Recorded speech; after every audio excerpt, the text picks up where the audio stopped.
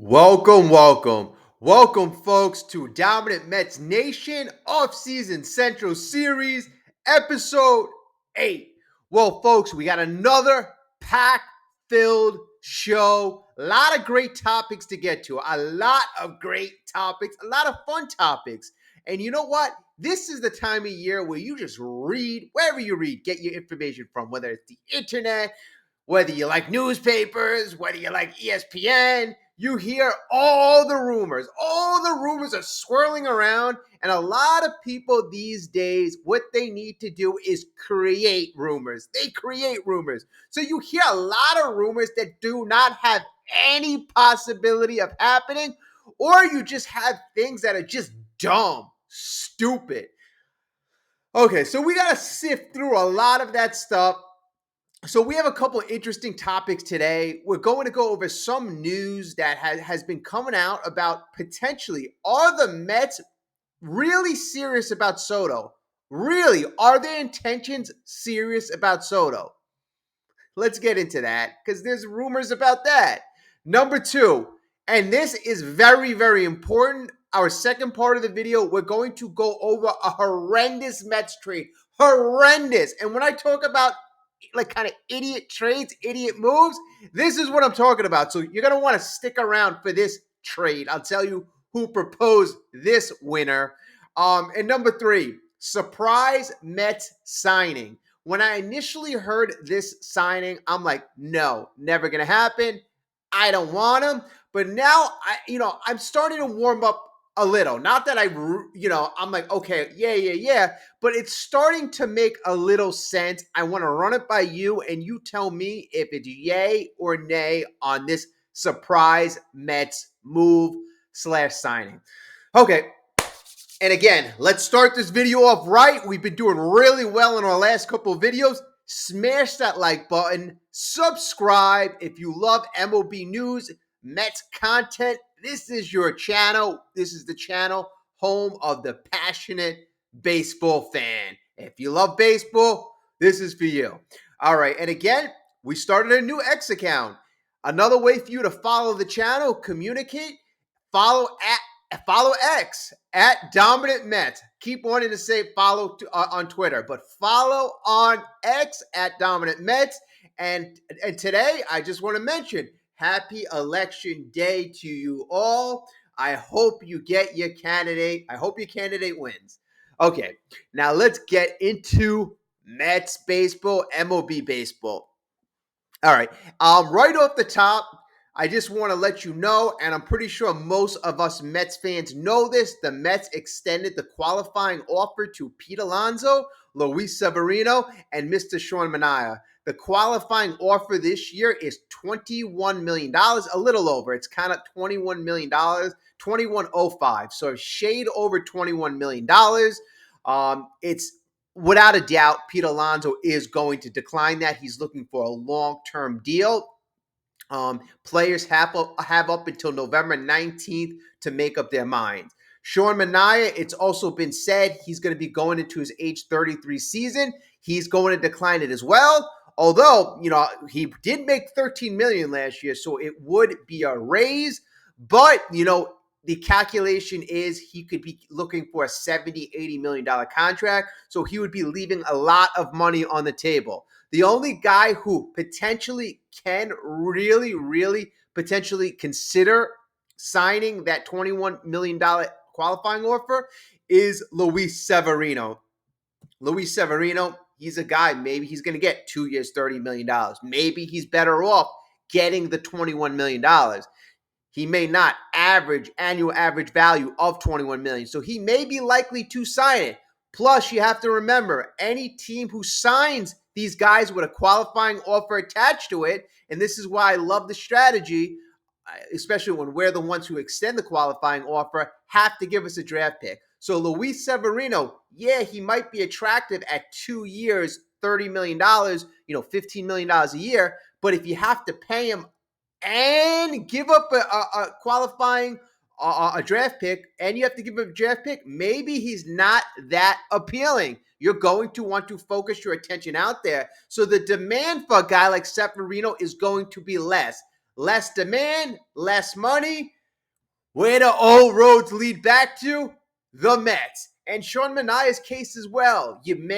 Teams may want to focus on players that do not have a qualifying offer attached to them, and they don't have to take a risk giving a guy like Sean Manaea, who's already 33, 3 years, $75 million. Like, it is something to consider. He's just had one magical year, one very good year. In fact, if you break it down, 2 very good months. So teams need to consider everything. And that's why I said the Mets, I think, are prime candidates for both those 2 players. Pete Alonso's a very different story. But all right, so that's my quick take on the qualifying offer situation. All right, so Mets trying to screw Yankees with Soto. What the hell does that mean? Well, you know what? Folks keep recommending me different articles to talk about, different stories, and I appreciate a lot of stuff is interested. One of the latest things, and also the second part of the video, the horrendous Mets trade, I was also recommended to look at that. So thank you for the good readings. But let's look at the first thing. It's actually an article by Jason Burgos, and he basically said that MLB execs believe the New York Mets have more sinister goals in the upcoming battle with the New York Yankees for Juan Soto. So let's go through this together and let's really think about this. Let's think about this and figure this out if this has any type of validity, any type of truth. Okay, so the surprising new rumor claims, MLB executives claim the Mets have a damaging goal in mind for the New York Yankees in their upcoming free agency battle for Juan Soto. In October, baseball fans found out that both the Yankees and the Mets were good. They were both 2 of the best 4 teams left in the playoffs. Unfortunately, both New York teams found out that they were not as good as the Dodgers. All right, so right then and there, we see that this guy's taking dig at New York Mets fans, so he's not leaning in the New York Mets direction. So this is a slant. Every single story has a slant. Again, I'm going to read that. Unfortunately, both New York teams found out they were not as good as the eventual champion LA Dodgers. Oddly enough, both reports suggest that the clubs feel one specific player could have a huge influence on their 2025 title hopes, that being all-star outfielder Juan Soto. The 26-year-old was everything the Yankees could have hoped for in his debut season. I don't know about that. Yankee fans are talking about lack of defense, lack of hustle, lack of right attitude. So I'm not really sure it would be everything, but let's move on. However, he is set to hit the open market this month, and various rumors suggest the Mets are also going to make a very serious run at him. But it seems around the game, some feel New York understand it's unlikely to win a battle for Soto against their in-city rivals and have a different goal in mind. So this gentleman is claiming that New York Mets already know that he would prefer to go back to the Yankees and that there's another plan at play, another sinister motivation, so to speak. So, moving on. And this is a quote. Some executives believe the Mets might want to drive up the price for Soto, but may not be the most serious suitor. USA Today MLB insider Bob Nightingale writes. So this is from Mr. Bob Nightingale trying to drum up drama, trying to drum up controversy. Mr. Bob Nightingale, I like Bob. He tries to be a bit entertaining, but he doesn't always get it right. All right, heading into the offseason, most reports suggested the Mets would be the biggest threat to the Yankees, hoped for re-signing Juan Soto. This is one of the most notable rumors that maybe they don't have a real shot at luring away the star outfielder. Okay, so from this report, it seems the Mets don't think they have a shot at Juan Soto, and the only motivation they have for bidding on him is to drive up the price. I will tell you what bull that is. That is bull, complete bull. First of all, we have David Stearns, a professional operating in the front office, number one. Number two, If the Mets truly wanted to drive up the price for Yankees free agents, why didn't they do that for Aaron Judge, who was a two-way player, who the Mets could have easily paid more than $360 million? Right? So now they're going to potentially make offers of $550, $600 million to drive up the offer for the Yankees for a player who doesn't play defense when they could have done it for a more suitable player multiple years ago. Tell me how that makes sense. No, if the Mets make a bid on Juan Soto, a respectable bid of over $500 million, that means they intend, I repeat, intend to sign him. I'm not saying that's the right move or the wrong move. I'm just trying to tell you they are in it to win it. Now, if they plan on wasting time with Soto, and let's say they plan on wasting time with Soto and their true intentions aren't to sign him, that means they're wasting their time, and their time could be better focused on signing a pitcher, making a trade, bettering their team in another way. This article is beyond stupid. The Mets don't have time for shenanigans. They are in the middle of building a World Series team for 2025. If they think Juan Soto is going to be given the best chance of winning, that is the only reason they would be in on the Juan Soto sweepstakes. Not to drive up the price. Dumb. Bob Nightingale, dumb. All right, we're going to get to some more doozies. But I just had a comment because you see these, I don't like when writers have to create news. And I know it's a little slow in the beginning of free agency because there's not much movement. I know. But don't make up news. Don't make up news. The very first thing you learn in journalism is don't be a part of the news. And these guys love to be the story. And essentially, Bob Nightingale saying the Mets are trying to screw with the Yankees is trying to be the story. Not the case, folks. Not the case. Yankee fans, don't worry about the Mets trying to do that. And Mets fans, don't worry about that. We just be wasting time trying to drive the Yankees crazy. That's silly. That is silly. Now we're going to get to a trade, which is a doozy. A doozy. I laughed when I saw it. I laughed. Now, I need your opinion on this. All right. Before we get to that, if you haven't got a chance to like the video, if you like interesting baseball content, like the video. It shows me that you want more content. It shows me you appreciate the content.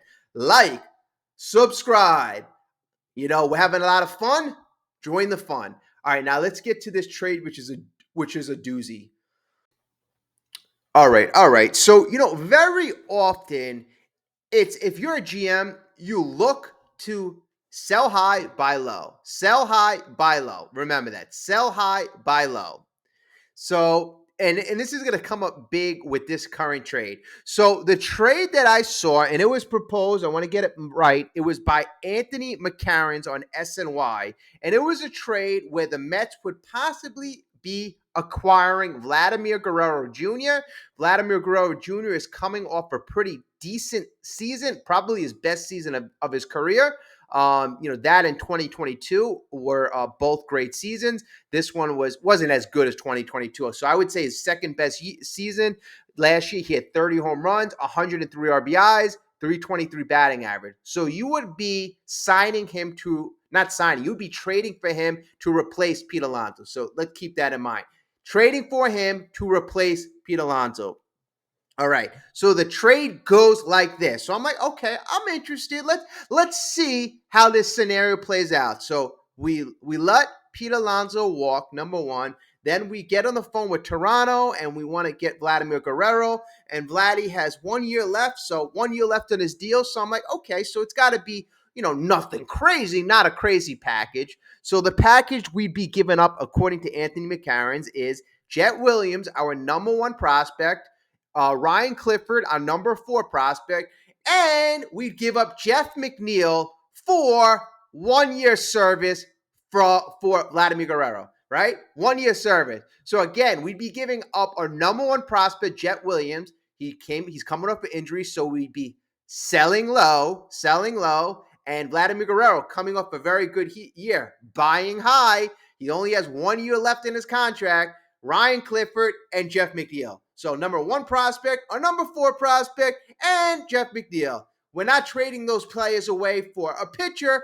We're trading a player. We're trading for a guy, a first baseman, with only 1 year left on his contract. We're essentially giving up 13 years of service time, 6 years for Clifford, 6 years for Jet Williams, and 1 year, I believe, 1 or 2 years left of Jeff McNeil. So we are giving up a damn good amount of talent for potentially 1 year instead of potentially signing Pete Alonso. Honestly, folks, I'll tell you, to me, I saw this deal and I thought it was extremely not an intelligent move. Not an intelligent move when you can simply sign Alonso. And then next year at this time, you'd be in the same situation without Jet Williams, without Ryan Clifford, and Jeff McNeil. That's besides the point. But you would be without two of your top prospects, and you would be in the same situation where you have to pay your first baseman. Dumb, and even more dumb. That's when I saw this trade, I'm like, do you guys know anything about baseball? Why the hell would David Stearns, who's supposed to be a savant, give up two of his top prospects and then 12 months down the road be in the exact situation? If you're going to give up one of those prospects, it's going to be a guy who solidifies your future for the next couple years. Now you're giving up multiple prospects for a guy who's going to put you in the same exact situation 12 months from now where you have to give the guy money. You might as well do it to Pete Alonso, who hit more home runs last year, who can play in New York, came through in the playoffs with the Brewers. You might as well do that. So that to me, that trade makes no sense. If I'm not seeing it and you think it makes sense to you, let me know why. If you want, sign Alonso. You have money. You have Steve Cohen here, and if you want to trade those prospects because Jet Williams' position is blocked, or you don't think that he's going to turn out the way you think he's going to be, trade him for pitching.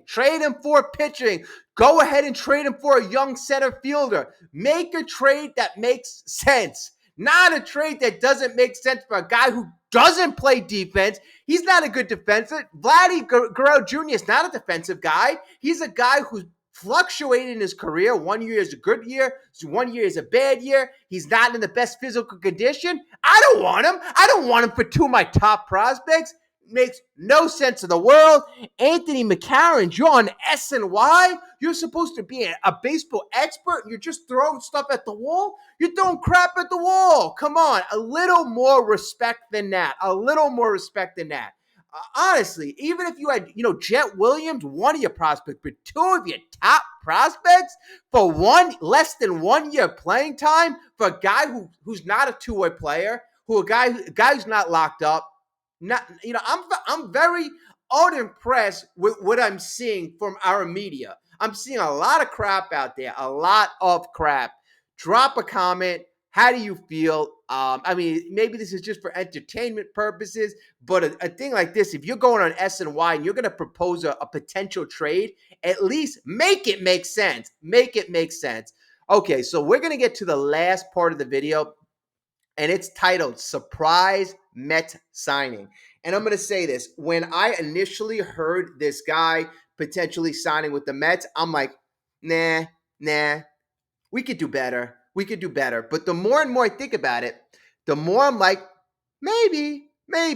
All right, so let's go over this last part. And the reason why I'm mentioning it is because more and more people are suggesting this guy to the New York Mets.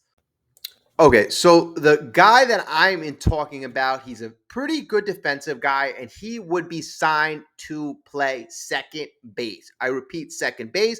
And I'm looking at his numbers, and as much as I like Luis Angel Acuna, I don't think Luis Angel Acuna has this ceiling. Last year, this guy had a 3.1 WAR, 32 home runs, 112 RBIs, batted 251, played shortstop. Very, very decent. Team was very good, and this guy's name is Willy Adames. Now, Willy Adames's market, you hear the Braves really involved with him, but the Mets, Willy Adames to the Mets, you see a lot of rumors heating up. A lot of rumors heating up. So MLB insider Mike Ferrin recently spoke to MLB Network where he made the connection. He linked the Mets to Willy Adames. He said it would be an intriguing situation. The Mets, if you sign Willy Adames to play second base, that would really upgrade the middle of the diamond. Really. Also, this would be another great scenario if the Mets somehow didn't find a way to make it work with Juan Soto. This could be another way. His rumored contract is 6 years, $150 million. So you're paying him in the mid-20s as opposed to that ridiculous number. So in terms of spreading the money around, this also reminds me of when the Texas Rangers when they went after Corey Seager and Marcus Semien, that this duo would kind of remind me of that. You have two guys who really played well, two guys who could be potential all-stars. Obviously, Francisco Lindor was almost MVP, but he goes, if you sign Willy Adames to play second base, that would really upgrade the middle. Adames to the Mets connection is being made all over the place. It's really kind of been made all over the place. Yeah, they're saying Adames $150 million. That's what he's looking for. The other team interested would be the Atlanta Braves. I mean, when the Atlanta Braves are interested in somebody, it really kind of, like, in my opinion, elevates their status in my eyes. But, honestly, the more and more I look at it, the more I like it. You get a former shortstop, an experienced guy. I mean, you want a guy who's experienced now, a guy who helped the Brewers, elevate the Brewers, played in some big games last year. A guy who knows David Stearns. Like I said, I'm not over the moon about it. It's not plan A. Let's put it like this. But drop a comment. What do you think about a Willy Adames potentially playing second base? Then any guys, potential, I know we wanted Luis Angel Acuna, other players to play second base. But Adames is an upgrade over Iglesias. As much as Iglesias played good as he played, Iglesias is getting older, and your team is better when Iglesias, a guy like that, is coming off the bench. Adames is younger. He's more dynamic. And I think also he is still, you want to get guys who have more room to grow. I think Adames is still getting better. He's going to be 29. I think, just like Stearns did with Manaea. Manaea was 32 years old, but he saw that the guy still has room to get better. Untapped talent. Let me put it like that. Untapped talent. So no matter how old these players are, Stearns is looking for untapped talent or talent that can be developed. So, folks, what do you think about this video? Comment anything you like. The Yankees, Mets, Soto situation, the horrendous Mets trade that I mentioned, Vladimir Guerrero. What do you think about that package and the surprise Mets signing? What do you think about possibly Willy Adames to the Mets at second base? Now, I'm going to end it off like this. The Mets. We had a lot of great talk in our last video, a lot of great chatter about the Mets and Juan Soto and why $700 million is being thrown out there, right? It's crazy. If you look at all the two-way greats in the game, Mike Trout makes $425 million total contract value. Mookie Betts, $360 million. He's a two-way player. Aaron Judge, 9 years, $360 million. That comes to $40 million a year. Like, why is this guy all of a sudden getting, so much of a substantial jump, a landslide, so to speak? Like, where are these numbers coming from? So, I had a couple people who actually, really did good work saying, well, if the highest average annual salary for any player is around $45 million, you times that by 15, that's how you get to $700 million. But my question is, number one, why does Soto deserve to be the highest annual average salary out there, right? Number one, he just an offensive guy. He's not a two-way player. Highest annual average guy is not Mike Trout, not Mookie Betts. Those guys play two-way. He's not a Shohei Ohtani. He's not a unicorn. Last time I checked, he couldn't pitch. He can't even play defense. He's basically a glorified DH at this point because he's a liability if you put him in the outfield. So he's going to be a DH in a couple years if he can't play outfield well at age 26, what tells you in 5 years that he's going to play well. And if you sign him to a 15-year contract, I don't want to hear this BS. Oh, he's 26. He's so good. 26 years old. Guys never come this young. So if you sign him to a 15-year deal, in 5 years, the guy will be 13-1 with 10 years left. When he's 31, he's not young anymore. But he'll still have over a decade left on the contract. So that's why when I hear 15-year contracts at age 26, that's silly. So, I want David Stern to think about this rationally, realistically, do the homework. You hear the stuff about, is Juan Soto even 26?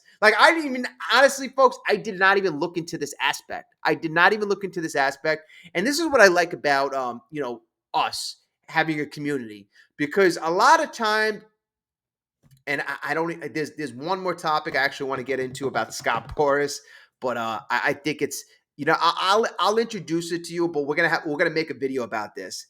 I'm tired of the media being beholden to guys like Scott Boras, really kissing their behinds. Like, the thing I heard the other day, I forgot, it was on